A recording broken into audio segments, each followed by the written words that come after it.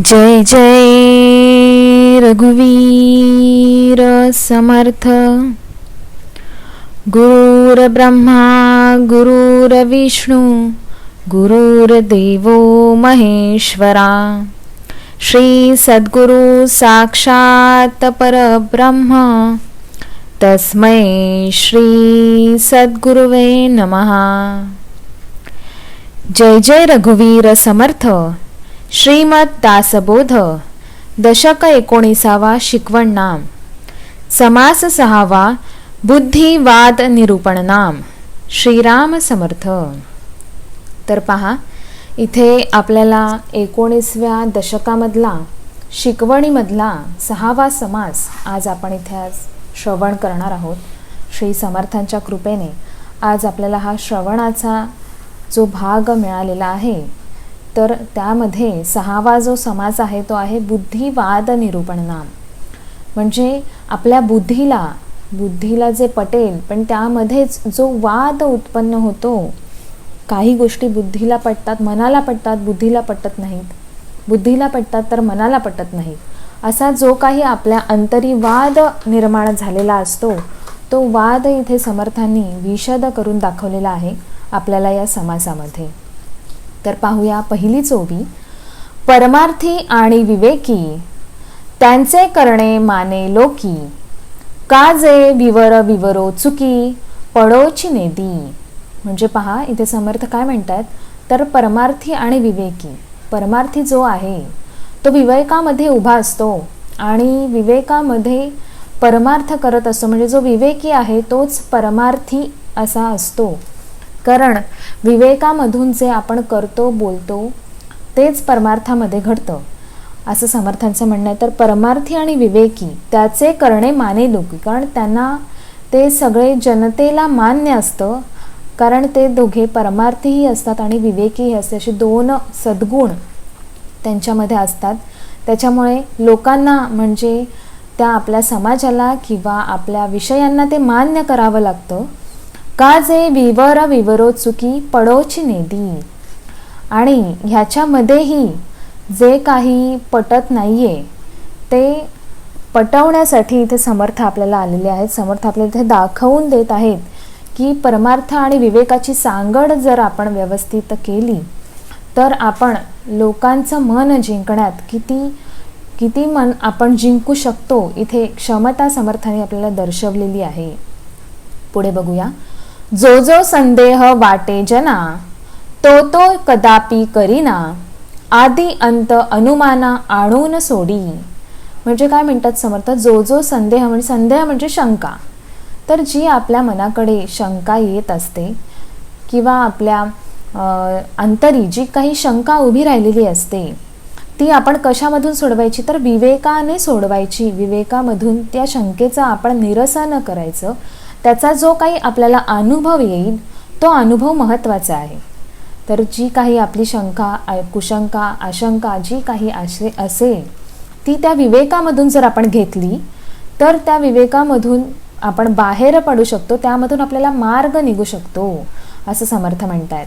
तर त्याच्यामध्ये कोणताही आपल्याला संदेह राहणार नाही, असं समर्थांचं म्हणणं आहे की तो संदेह आपला निघून जाईल। पुढे बघूया। स्वतः निस्पृह असेना, त्याचे बोलणेची मानेना, कठीण आहे जनार्दना राजी राखणे। म्हणजे तो स्वतः निस्पृह आहे, म्हणजे आपल्या मनाकडे, आपल्या अंतरी आपण स्वतः निस्पृह आहोत, तर त्यांचं म्हणणं किंवा त्यांचं बोलणं कोण मान्य करील। म्हणजे आपण जसं परब्रह्म आहे बघा, परब्रह्म कसा आहे, तर तो प्रकट आहे, म्हणजे तो स्पष्ट आहे। त्या परब्रह्माच्या बोलणं किंवा त्यांचे विचार स्पष्ट आहेत, त्याच्यामुळे त्या स्पष्टतेमुळे आपण ते मान्य करतो, आपल्याला त्यांचे विचार पटतात। तसंच स्वतःकडे जर निस्पृहता नसेल तर त्याचं बोलणं कोणीही मानत नाही। निस्पृह असेल बोलणं तरच ते मान्य असतं, तर ते जनाला पटतं, असं समर्थांचं म्हणणं आहे। म्हणून जर तसं स्वतः निस्पृह असेना, त्याचे बोलणेची मानेना, म्हणजे त्यामुळे त्याचं बोलण्याला काही उपयोग नसतो आणि त्यामुळे ते जनालाही पटणं कठीण आहे, असं समर्थ म्हणताय। पुढे पाहूया. कोणी दाटून उपदेश देती, कोणी मध्यवर्ती घालिती, ते सहजची हळू पडती लालचीने. म्हणजे काही जण काय म्हणतात, आपलं म्हणणं पटवून देण्यासाठी आपण समोरच्यावर जबरदस्ती करतो, म्हणजे आरडाओरडा करून किंवा आपण जबरदस्तीने आपलं स्वतःच खरं करतो. तर ते तसं खरं करून देण्यात काहीही अर्थ नाही. ती आपली जबरदस्ती आहे समोरच्यावर, त्याचा काही उपयोग नाही. कोणी मध्यवर्ती घालती, म्हणजे कोणीतरी मध्ये काहीतरी आपल्याला लालूच दाखवणार. हे जर तू केलंस तर, माझं जर ऐकलंस तर मी असं असं करीन.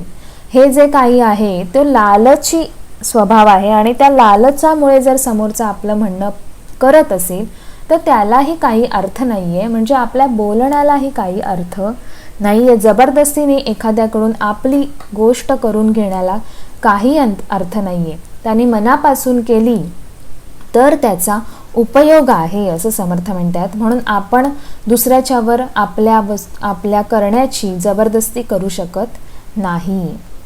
जयास सांगावा विवेक, तोची जाणावा प्रति कुंचक, पुढे पुढे नासक कारभार होतो. म्हणजे जर समोरच्याला विवेकामध्ये काही इंटरेस्ट नसेल, म्हणजे त्याला काही त्यात रस नसेल, तर त्याला विवेकाचे 4 उपदेश देऊन काहीही उपयोग नाही. समोरच्याच्या मनाची इच्छा असावी लागते. आता आपण हे श्रवण करतो, श्रोते म्हणून आपण आपली जी काही भूमिका आहे, तर आपल्याला हे सगळं ऐकण्यामध्ये गोडी आहे, रस आहे, त्यामुळे आपण हे ऐकतो. नाहीतर ज्याला ह्यामध्ये रस नसेल, हे आपल्या कर्माचं किंवा कशाचंच त्याला काही भान नसेल, तर हे ऐकण्यात त्याला काही गोडी नाही. हे सगळं असंच वाटेल त्याला समोरच्याला ह्याचं म्हणणं किंवा आपलं बोलणं तर पटणार नाहीच, पण हे सगळं हे उपयोगाचं नसेल असं त्या समोरच्यासाठी असेल. म्हणजेच ज्याला ह्यामध्ये रस आहे, गोडी आहे, ज्याला समर्थांची किंमत आहे, परब्रह्माची किंमत आहे, आपल्या देहाची किंमत आहे, ज्याला आपल्या देहाचं सगुणतेमध्ये रूपांतर करायचं आहे, सगुण धर्मामध्ये घालायचं आहे, आपल्या देहाला आपलं सत्कर्म करायचं आहे, तरच तोच मनुष्य असेल, तोच ह्या वाटेवर चालणार आहे. नाहीतर ह्या वाटेवर चालण्यासाठी कोणीही तयार नाही. त्यामुळे तोची जाणावा प्रति कुंचक, पुढे पुढे नासक कारभार होतो. म्हणजे त्या स्वतःच्या कर्माने आपल्या स्वतःची हानी होते आणि तो पुढे होतच जाते, त्यामध्ये काहीही शंका नाहीये. आणि ह्या हानीला त्याला काही ओळख नाहीये, त्याच्यामुळे त्याला कळत नाहीये आपल्या देहाची आपण हानी करत आहे. त्यामुळे ती नासते, काया नासते आणि हा नासका देह पुढे चालू राहतो. भावास भाऊ उपदेश देती, पुढे पुढे होते फजिती, ओळखीच्या लोकात महती मांडूच नये. म्हणजे उपदेश कोणास द्यावा, ज्याला आपल्या उपदेशाची गरज आहे अशा व्यक्तीलाच उपदेश द्यावा. नाहीतर आपण आपलं बोलणं हे फजिती करण्यासारखं आहे. म्हणजे ज्याला गरज नाही आणि त्याला उगाचच आपण काही सांगावयास गेलो तर त्याची काही किंमत नाहीये, त्याच्यामुळे आपली फजिती आपण करून घेतो आहोत. म्हणून ज्याला गरज आहे त्यालाच आपण उपदेश देऊ शकतो. ज्याला गरज नाही तिथे आपली फजिती करून घेण्यात काहीही अर्थ नाही. म्हणून आपण आपल्या बुद्धीने कसं चालावं इथे समर्थ सांगतायत. ओळखीच्या लोकांत महती मांडूच नये. म्हणजे जिथे आपल्या बोलण्याला किंमत नाही तिथे माहिती किंवा आपली महती आपण काय केलं हे सांगूच नये. पहिले दिसे परिनासे, विवेकी मान्य करती कैसे, अविवेकी ते जैसे तैसे मिळती तेथे. म्हणजे पहा इथे समर्थ काय म्हणतात, पहिले दिसे परिनासे, म्हणजे ते दिसणार आहे ते नाचणार आहे, जे दिसतं ते नाचतं. आणि विवेकी मान्य करतील, आणि हे विवेकामधून जर आपण पाहिलं तर आपल्याला ह्या विवेकामधून आपल्याला ह्याची कल्पना येते की जे दिसणार आहे ते नाचणार आहे, पण हे जर आपण विवेकामधून जाणीव घेतली तर, जर अविवेकामधून घेतली तर त्याची काही अर्थ नाहीये, त्याला काही अर्थ कळणार नाही त्याच्यामुळे हे विवेकामधून घेतलं तर आपल्याला त्याची प्रचिती येणार आहे. भ्रतार शिष्य स्त्री गुरु, हाही फटकाळ विचारू, नाना भ्रष्टाकारी प्रकारू तैसाचे आहे. म्हणजे पहा, इथे समर्थ काय म्हणतात, तर भ्रतार शिष्य स्त्री गुरु म्हणजे काय आहे, इथे जो काही शिष्य आहे तो गुरु म्हणजे शिष्य आणि गुरु यांची घालमेल कशी इथे समर्थाने दाखवली आहे ती पाहिली. आणि हाही फटकाळ विचारू म्हणजे कसं आहे, हा जो विचार आहे स्त्री आणि शिष्य आणि गुरुचा हा जो विचार आहे तो नाना भ्रष्टाकारी प्रकारू तैसाची आहे. म्हणजे ह्यांची जर सांगड घातली गेली स्त्री शिष्य आणि गुरुची तर तो पुढे व्यवस्थित त्यांचं सांगडतेमुळे त्यांचा संवाद होणार आहे. नाहीतर मग तो काय आहे, संवाद नाही आहे, हा संवाद नसणार आहे. त्याच्यामुळे पुढे हा विचार त्यांचा पटणार नाही आहे. त्याच्यामुळे संवादाची इथे खूप मोठी आवश्यकता आहे असं समर्थ म्हणतायत. प्रकट विवेक बोलेना, झांका तापा करी जना, मुख्य निश्चय अनुमाना आणूच नेदी.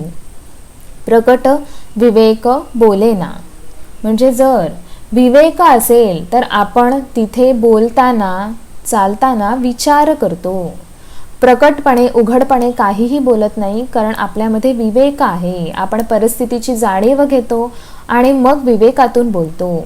झाका तापा करी जना म्हणजे जे कुठे चार माणसे तिथे काय बोलावं ह्याचं आपण भान ठेवतो. आणि मुख्य जे काही तिथे निश्चय मुख्य काय विषय आहे त्याला धरूनच आपण बोलतो. त्यामुळे आपली बुद्धी ही आपल्याला हे सगळं आपल्याला बुद्धी सुचवून देते. आपल्या बुद्धीमध्ये हे सगळं येण्यासाठी विवेक असावा लागतो. आणि तो विवेक ह्या बुद्धीमध्ये असेल तर आपण असंच वागू शकतो, अनुमान घेऊ शकतो, निश्चयाने वागू शकतो. हुकी सरिसा भरी भरे, विवेक सांगता न धरे, दोरी दृष्टीचे पुरे साधू नवेती. हुकी सारखा भरी भरे म्हणजे काय हो, तर हुकीसारखा म्हणजे जे काही येईल, काही मनात वाटेल ते करणं. म्हणजे काहीही करतोय, आपल्याला मनाला साजेल पटेल असं आपण काहीही करतोय, विवेक सांगता न धरे. आणि ह्यामध्ये आपण विवेक बोलतोय तर ते विवेकामध्ये नाहीये असं आपलं बोलणं. तर विवेक सांगतोय तर ते त्याला पटत नाहीये, कारण काय आपल्या मनात येईल ते तो करण्याची निश्चय केलेला आहे. त्याच्यामुळे विवेकाने काही होत नाही, विवेकाने सांगतोय ते पटत नाहीये. आणि दूरदृष्टीचे पुरे साधू नव्हेती म्हणजे ही जे असं वागणं आहे ते साधूचं नाहीये, त्यांच्यामध्ये साधू तत्व नाहीये. हे दूरदृष्टीचं पुरे म्हणजे ह्यांना काय आहे, पुढचं बघणं नाहीये, दूरदृष्टी नाहीये. अशा देहाला दूरदृष्टी नाहीये, त्याच्यामुळे असा देह साधू होऊ शकत नाही. कोणास काहीच न मागावे, भगवत भजन वाढवावे, विवेक बळे जन लावावे भजनाकडे. पहा इथे समर्थ काय म्हणतात, आपल्याकडे अशी चांगली बुद्धी पाहिजे की कोणास काहीच न मागावे. म्हणजे कोणाकडे काय मागून काय मिळणार आहे हो, समोरच्याकडे पण हवं ना, की जे आपल्याला हवंय ते समोरच्या व्यक्तीकडे पण हवं तेव्हा ते आपल्याला देणार. त्याच्यामुळे इथे कोणीही पुरेसा नाहीये, कोणीही भरलेला नाहीये. त्याच्यामुळे जो परब्रह्म एक आहे तो पूर्णपणे भरलेला आहे आणि आपल्याला जे काही हवं ते आपण त्या परब्रह्माकडे मागू शकतो. त्याच्यामुळे आपण त्यासाठी भगवत भजन वाढवलं पाहिजे असं समर्थ म्हणतात. म्हणजे जेवढी तू भगवंताची भक्ती करशील, जेवढी भगवंताच्या जवळ जाणार तेवढं आपलं भगवत भजन वाढणार, तेवढं आपलं भजन वाढणार, आपलं स्मरण वाढणार, नामस्मरण वाढणार. आणि त्यामुळे आपल्याला काही कोणाकडे मागायची गरज येणार. तो समर्थ परब्रह्म आपल्या अडचणींना, आपल्या संकटांना ते आपल्या मार्ग दाखवणार आहेत. आणि हाच जो मार्ग आहे तो फक्त भजनामुळे वाढणार आहे, म्हणजे समर्थांच्या नामस्मरणामुळे वाढणार आहे. कारण आपण त्याच्या दाखवलेल्या मार्गावर चालणार आहोत, फक्त आणि फक्त विवेकातून चालणार आहोत. त्यामुळे आपल्याकडे कोणतीही चूक होणार नाही, आपलं कर्म सरळ आणि चोख असणार आहे. तर ते कशामुळे असणार आहे, तर भगवत भजन वाढल्यामुळे. असं भगवंताचं बोलणं वाचणं ऐकणं हे जर वाढलं, स्मरण करणं जर वाढलं, तर हे आपल्याकडे नक्कीच आपल्यामध्ये वाढ होणार आहे. परांतर रक्षायाची कामे, बहुत कठीण विवेक वर्मे, स्वइच्छेने स्वधर्मे लोकराहटी.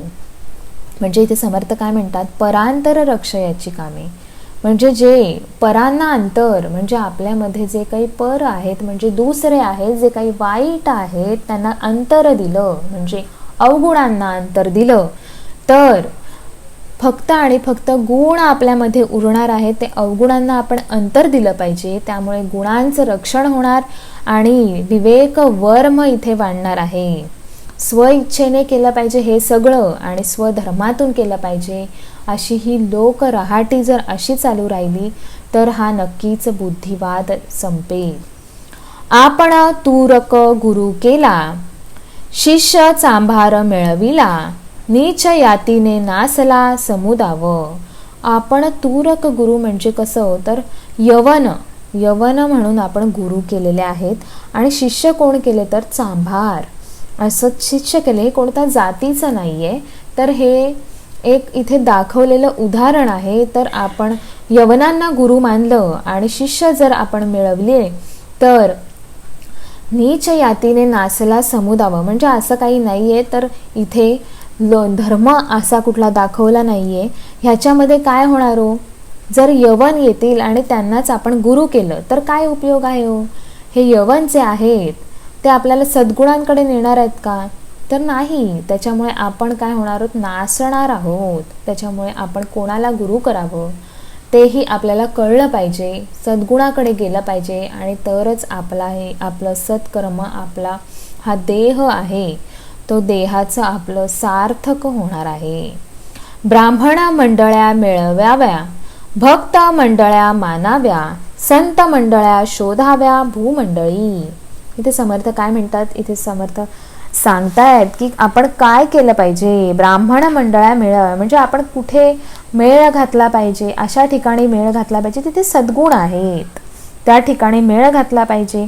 आणि भक्त मंडळ्या मानाव्या म्हणजे असे जे काही भक्त आहेत त्या ठिकाणी आपण त्यांना मानलं पाहिजे, म्हणजे ज्यांची भक्ती अशी थोर आहे त्याप्रमाणे आपण वागलं पाहिजे. आणि संत मंडळ्या शोधाव्या, तर आपण सगळ्यांमध्ये संत शोधले पाहिजेत, म्हणजे सद्गुण सविचार शोधले पाहिजेत. ह्या भूमंडळामध्ये म्हणजे ह्या पृथ्वीवर आपण मनुष्यामध्ये जे कोणी आपल्याला देह दिसतात सद्गुण सद्विचार शोधले पाहिजेत, तर आपल्या या देहाचं सार्थक होणार आहे. कारण आपल्याला वाईट काही दिसणार नाही असं समर्थ म्हणतायत. त्याच्यामुळे आपण फक्त आणि फक्त सद्गुणांमध्ये राहणार आहोत. उत्कट भव्यतेची घ्यावे, मळमळीत अवघेची टाकावे, निस्पृहपणे विख्यात व्हावे भूमंडळी. पहा इथे समर्थ म्हणतात का उत्कट भव्यतेची घ्यावे, म्हणजे जे काही उत्कट आहे त्यामध्ये शंका नसेल असं ते आपण आंतरिक घेतलं पाहिजे. आणि जे मळलेलं आहे नाचलेलं आहे ते आपण टाकलं पाहिजे. जे नको आहे त्याची काही गरज नाही आपल्या देहामध्ये ते आपण टाकलं पाहिजे. त्यामुळे आपण कसे होणार आहोत, विख्यात प्रख्यात होणार आहोत. आपण सगुणतेमध्ये येणार आहोत आणि ह्या भूमंडळावर आपण प्रख्यात होणार आहोत. अक्षर बरे वाचणे बरे, अंथार्तर सांगणे बरे, गाणे नाचणे अवघेची बरे पाठांतर. पहा हे असं आपण केलं, आपले गुण अवगुण जर आपण त्यागले तर आपलं सगळं कसं छान होणार आहे, बरं होणार आहे. कारण आपलं अक्षर म्हणजे आपलं लिखाण जे काही आहे ते आपण चांगलं करणार, त्याच्यामुळे आपलं वाचणं सुधारणार, अंथार्तर सांगणं सुधारणार, म्हणजे आपण त्याचं अवलोकन चांगलं करून घेणार आणि पुढे सगळं सुंदर होणार आहे. गाणे नाचणे अवघेची बरे, पुढे आपलं जे काही देहाचं कर्म आहे ते इथे समर्थांनी दाखवलंय. म्हणजे शिकवणच समर्थांनी पहिले दिलेली. पहा आपण मागच्या समासांमध्ये पण बघितलं, लेखन क्रिया जी होती तिथून जे आपण सुरू झालो ते शिकवणच इथे समर्थ देत आहेत आपल्याला. 6व्या समासापर्यंत आपण आलो, त्यात आपल्याला ही जी शिकवणच आहे, अक्षर वाचणं हे सगळं व्यवस्थित पाहिजे, म्हणजेच आपल्या देहाची जडणघडण व्यवस्थित हवी, तर आपलं देह व्यवस्थित राहणार आहे आणि आपली कर्म चांगली राहणार आहेत, चोख राहणार आहेत. दीक्षा बरी मित्री बरी, तीक्ष्ण बुद्धी राजकारणी बरी, आपणास राखे नाना परी अलिप्तपणे. म्हणजे पहा इथे दीक्षा बरी मित्री बरी, म्हणजे सगळं मैत्री करायचे आहे, सखा करायचा आहे. दीक्षा म्हणजे आपण कोणाकडून एखादी दीक्षा म्हणजे काही शिकत असू तर तेही आपण व्यवस्थित शिकलं पाहिजे, मैत्री ही आपण चांगली केली पाहिजे. तीक्ष्ण बुद्धी राजकारणी बरी, म्हणजे आपण जर कुठल्या व्यवहारामध्ये असू तर ते आपण चांगल्या तीक्ष्ण बुद्धीने तो व्यवहार केला पाहिजे. आणि आपणास राखे म्हणजे असा जो काही नाना प्रकार आहे तो आपण विवेकातून केला पाहिजे असं समर्थ म्हणतात. आपणास राखे नाना परी अलिप्तपणे, त्यामुळे आपण असे वागलो तर आपण कुकर्मापासून अलिप्त राहू असं समर्थांचं म्हणणं आहे. पुढे पाहूया. अखंड हरिकथेचा छंदू, सकळांस लागे नाम वेदू, प्रगट जयाचा प्रबोधू सूर्य जैसा. तर इथं पहा समर्थ म्हणतात काय, तर अखंड हरिकथेचा छंद म्हणजे ज्याला अखंड हरिकथा ह्याचा जो छंद लागलेला आहे, ज्या देहाला हरिकथेचंच ऐकावंसं वाटतं, बोलावंसं वाटतं, म्हणजे तो छंदाने ह्या जडणघडण केलेली आहे, त्याला सकळास लागे नाम वेदू, प्रकट जयाचा प्रबोधू. म्हणजे जर असं काही आहे ज्याला फक्त नावामध्ये गोडी आहे, तो कसा आहे हो, सूर्याप्रमाणे आहे. म्हणजे पहा समर्थ किती सुंदर उपमा इथे देत आहेत. जो हरिकथेमध्ये आहे तो कसा आहे हो, सूर्याप्रमाणे तळपत असणार आहे, कारण तो प्रभावी तितका प्रकट होणार आहे, ज्ञानाने भरणार आहे. जसा सूर्य तेजस्वी होऊन आपल्याला प्रकाश देतो त्याप्रमाणे हे सद्गुण आणि सद्विचारांमुळे तेजस्वीपणा येणार आहे त्या देहामध्ये आणि सूर्यासारखा तळपणार आहे. पुढे पाहूया. दुर्जनासी राखो जाणे, सज्जनासी निववू जाणे, सकळांचे मनीचे जाणे, ज्याचे त्या परी. म्हणजे दुर्जनांशी राखो जाणे, दुर्जन जे काही आहे त्यांना बाजूला ठेवणं, सज्जनांना काय करणं, जवळ घेणं, किंवा सज्जन जे काही दुर्जनांच्या मध्ये आपण न पडणं, कारण आपल्याला नाही पटत आहे तर ते आपण त्यांच्यापासून लांब राहणं आणि सज्जनांच्या जवळ जाणं, सगळ्यांच्या मनाचा विचार करणं, हे सगळं ह्या सत्कर्मामध्ये येणार आहे. संगतीचे मनुष्य पालटे, उत्तम गुण तत्काळ उठे, अखंड अभ्यासी लगटे समुदाव. म्हणजे संगतीचे मनुष्य पालटे म्हणजे संगत कशी पाहिजे हो, तर संगतीकडे आपलं लक्ष पाहिजे आणि त्या संगतीचाच खूप प्रभाव आपल्यावर पडतो, तर त्यामुळे मनुष्य बदलतो. त्याच्यामुळे चांगल्याची संगत असेल तर मनुष्य चांगला होतो. म्हणून संगतीचे मनुष्य पालटे आणि उत्तम गुण तत्काळ उठे. आणि जे काही उत्तम गुण आहेत ते पटकन दिसले जातात, त्याच्यामध्ये उत्तम गुणांमध्ये पटकन उठावदार होतात, कारण ते उत्तम असतात. आणि अखंड अभ्यासी लगटे, आणि प्रत्येक वेळेला आपण प्रत्येक गोष्टीचा अभ्यास करत असतो आणि ह्या अभ्यासामुळे ज्ञान वाढतं. असा जो काही मनुष्य देह आहे तो उत्तम आहे असं समर्थ म्हणतायत. जेथे तेथे नित्य नवा, जनासी वाटे हा असावा, परंतु लालचीचा गोवा पडोच नेदी. म्हणजे जिथे तिथे नित्य नवा, हा जो काही नवा विचार आहे, नवे जे काही गुण दिसत आहेत ते नवीन आहे. जिथे तिथे जाऊ तिथे सेम आहेत का हो, नाही, कारण देह वेगळे वेगळे, त्यामुळे तिथे गुणही वेगळे वेगळे असणार आहे. आणि जनासी वाटे हा असावा, म्हणजे अशा चांगल्या गुणांमुळे हवासा वाटणारा तो देह सगळ्यांना पाहिजे असणार आहे. आणि त्यामुळेच ह्या देहाने पण असं हवंसं होण्यासाठी सत्कर्म करणं गरजेचं आहे असं समर्थ म्हणतायत. उत्कट भक्ती, उत्कट ज्ञान, उत्कट चातुर्य, उत्कट भजन, उत्कट योग अनुष्ठान ठाई ठाई. पहा इथे किती भक्ती आणि ज्ञान कसं आहे हो, उत्कट आहे. म्हणजे त्या भक्तीमध्ये इतका रस आहे की त्यामुळे ज्ञान वाढतंय आणि त्या ज्ञानामुळे चातुर्य आणि भजन म्हणजे बोलणं हे कायम उत्तमाचं होतंय. असं हा जो काही योग आहे, जुळवून आलेला योग आहे.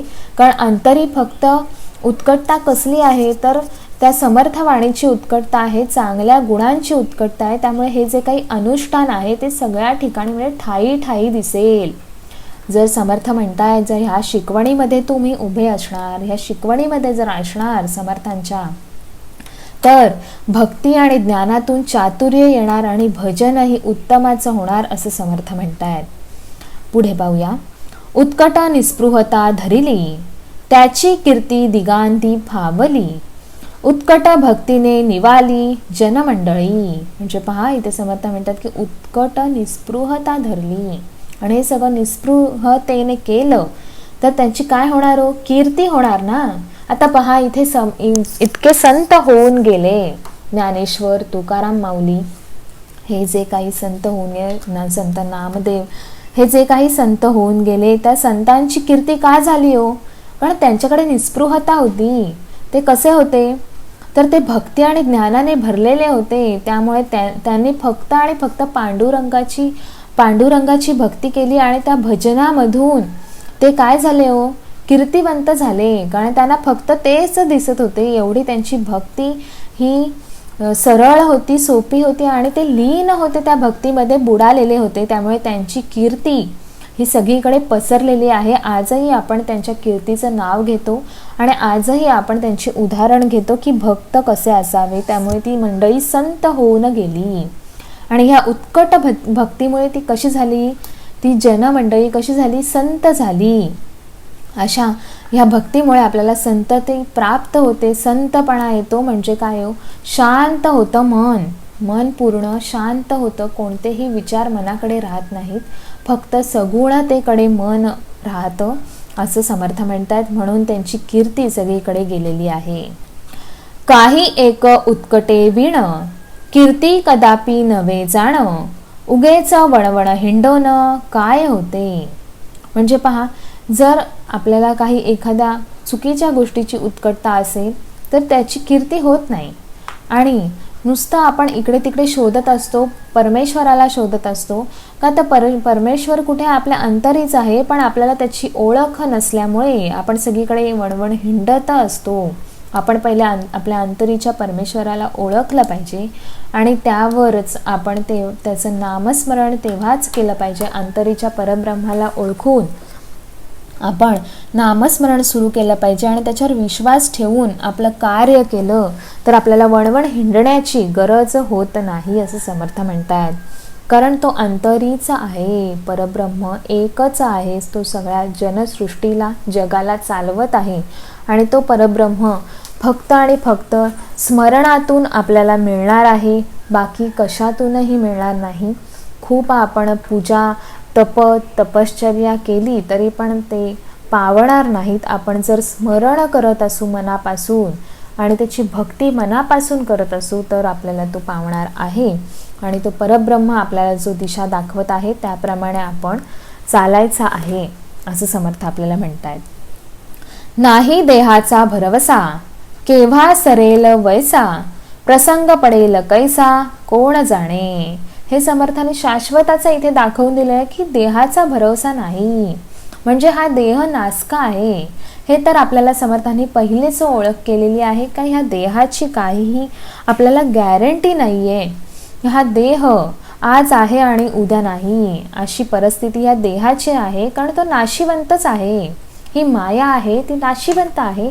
ही फक्त आणि फक्त आपल्याला ओळखीसाठी दिलेली आहे. ह्या मायेला की ह्याला कोणतीही गॅरंटी नाही आहे आणि ती कधी जाईल हेही आपल्याला माहीत नाही. म्हणजे हे समर्थांचं असं म्हणणं आहे की परब्रह्माने आपल्याला जो जन्म दिलेला आहे, जो मृत्यू दिलेला आहे, हा त्यांनी ठरवलेला आहे. त्याच्यामुळे ह्या देहाच्या भरोश्यावर न राहता आपण आपल्या पुढ्यात आलेलं कर्म हे चोख केलं पाहिजे. जन्म आणि मृत्यूच्या मधला जो काही वेळ आहे ते आपलं आयुष्य आहे आणि हे आयुष्य आपण सत्कीर्तीमध्ये घालवलं पाहिजे, सद्गतीमध्ये घालवलं पाहिजे. तेव्हा आपण ह्या जन्माचं सार्थक करणार आहोत. प्रसंग पडेल कैसा, कोण जाणे. म्हणजे नेमका आपल्यावर कोणता कधी प्रसंग येईल हे आपल्याला माहीत नाहीये. त्यामुळे आपण ह्या परब्रह्माच्या स्मरणात असणं खूप गरजेचं आहे. कारण जर आपल्या मुखी स्मरण असेल तर कोणताही प्रसंग समर्थ आपल्याला फुलासारखं बाजूला करतील ह्याचा नक्कीच आपल्याला प्रचितीही आहे आणि विश्वासही आहे. त्यामुळे समर्थ म्हणतायत की ह्या देहावर विसंबून राहू नका. आपलं जे काही कर्म आहे, आपली जी काही उपासना आहे ती चोख ठेवा. त्यामुळे आपले जे काही प्रसंग आहेत त्यातून आपल्याला समर्थ हा परब्रह्मच बाजूला काढणार आहे. पुढे पाहूया. या कारणे सावधान असावे, जितुके होईल तितुके करावे, भगवत कीर्तीने भरावे भूमंडळ. पहा इथे समर्थ किती सुंदर म्हणताय. तो या कारणे कसं असावं, सावधान असावं. आपल्याला जाणीव करून देतायत ते आपल्या जो काही देह आहे त्याचा भरोसा नाही. त्यामुळे येणारा प्रत्येक दिवस हा आपण नवीन दिवस असण्यासारखा आपण विद्यार्थी दशेमध्ये राहायचं आहे, नवीन शिकायचं आहे आणि सावधान असायचं आहे. कारण आपलं कर्म कुठे चुकत नाही आहे ना, याकडे आपलं सावधानता हवी आहे. हे आपण सावधानतेने चालणं गरजेचं आहे. कारण येणारा दिवस हा आपला कसा असेल याची आपल्याला कोणतीही कल्पना नाही. जितुके होईल तितुके करावे, म्हणजे जितकं पाहिजे आपल्याला होईल भगवत भजन, जितकं होईल भगवत कीर्ती ती आपण केली पाहिजे. ह्या भूमंडळी भरून घेतली पाहिजे. जेवढा आपला जन्म आहे तो सार्थकी केला पाहिजे असं समर्थ म्हणतात. आपणास जे जे अनुकूळ ते ते करावे तत्काळ, होईना त्यास निवळ विवेक उमजावा. आपल्याला जे काही अनुकूल आहे, आपल्याला जे काही करावंसं वाटत आहे, जे आपल्याला जमणारं आहे ते आपण नक्कीच केलं पाहिजे. ह्या समर्थ कार्यामध्ये, या समर्थांच्या शिकवणीमध्ये आपण नक्कीच उतरलं पाहिजे. आणि त्यामुळे समर्थांचा किती चांगला आणि नेक उद्देश आहे हो, की इथे जन्म घेतलेला आहे पृथ्वीवर, तर आपण त्या जन्माचं सार्थक केलं पाहिजे इतकंच समर्थांना वाटतं. त्याच्यासाठीच ह्या दासबोधाचा आपण श्रवण करत आहोत, की इथे आपण कसं कर्म करावं आणि कसं जगावं हे इथे आपल्याला दाखवून दिलं आहे समर्थांनी. आणि जे आपलं अनुकूल आहे ते आपण केलं पाहिजे. होईना त्यास निवळ विवेक उमजावा, आणि जे काही आपल्याला कळणार नाही ते विवेकातून कळून घेतलं पाहिजे असं समर्थ म्हणतायत. विवेकामध्ये सापडेना ऐसे तो काहीच असेना, एकांती विवेक अनुमाना आणून सोडी. म्हणजे विवेकामध्ये सापडेना, ज्यांना विवेक नाही सापडलाय किंवा विवेकामध्ये नाहीये असाला काही उपयोग नाही. एकांती विवेक अनुमाना आणून सोडी, म्हणजे तो एकटा आहे विवेकाशिवाय. अविवेकातून कार्य होत असेल तर तो विवेकाशिवाय एकटा आहे. अखंड तजविजा चाळना जेथे, पाहता काय उणे तेथे, एकांते विण प्राणियांते बुद्धी कैची. तजविजा म्हणजे काय तर प्रयत्न जे काही आपण करतो तिथे काय ते चालना जेथे, म्हणजे तो प्रयत्न आहेत ते आपल्यापर्यंत अपुरे पडत आहेत. त्यामुळे पाहता काय उणे तेथे. आणि एकांते विण प्राणियांते बुद्धी कैची, म्हणजे जे काही एकटे आहेत विवेकाहीन आहेत त्यांना कशी बुद्धी आहे हो, तर ती बुद्धी साजेशी नाहीये, त्या बुद्धीचा काहीही उपयोग नाहीये. म्हणून समर्थ म्हणतायत एकांती विवेक करावा, आत्माराम ओळखावा, येथून तेथवरी गोवा काहीच नाही. म्हणून समर्थ काय म्हणतात तो, तर विवेक करावा आणि आत्माराम म्हणजे आपला अंतरीचा परब्रह्म तो ओळखला पाहिजे. तेव्हाच आपलं जगणं, आपलं कर्म, आपला जन्म हा सार्थकी होणार आहे. तर विवेक करावा आणि अशा विवेकातून आपण आत्मारामाची ओळख घेतली पाहिजे असं समर्थांचं म्हणणं आहे. समर्थ आपल्याला सांगतायत की ह्या विवेकातून तू आत्मारामाची ओळख घे आणि इथून तिथवर म्हणजे कुठून ऐल तीराकडून तू पैल तीराकडे जा, तेव्हाच तुझं जन्म सार्थकी होणार आहे. आणि ह्या जन्माचं सार्थक करण्यासाठी आपल्याला हा आत्माराम ओळखला गेला पाहिजे असं समर्थ म्हणे. म्हणून बुद्धीमधला हा जो काही वाद आहे तो आपण इथे नाहीसा करून विवेकामधून आपण त्याची ओळख घेतली पाहिजे. आपण आपल्या परब्रह्माची ओळख घेऊन त्या परब्रह्मासाठी आपण सत्कर्म केलं पाहिजे. आणि ह्यातला बुद्धिवाद हा समर्थाने आपल्याला बाजूला करून दाखवलेला आहे. तर फक्त आपल्याला परब्रह्माची ओळख हवी आणि आपण ह्या ओळखीमधूनच पुढे जाणार आहोत असं समर्थ म्हणतायत. पुढे बघूया. इति श्री दासबोधे गुरु शिष्य संवादे बुद्धिवाद निरूपणाम समास सहावा. जय जय रघुवीर समर्थ. जय सद्गुरु. तर पहा, इथे समर्थांचा आपण आज 6वा समास श्रवण केलेला आहे. तो तुम्हाला कसा वाटला हा नक्की सांगा आणि ह्याच्या पुढचाही समास आपण नक्कीच श्रवण करू. हा आपला समास तुम्ही स्वतः ऐका आणि इतरांपर्यंतही शेअर करा आणि नक्की मला कमेंटमध्ये सांगा की कसा वाटला. जय सद्गुरू.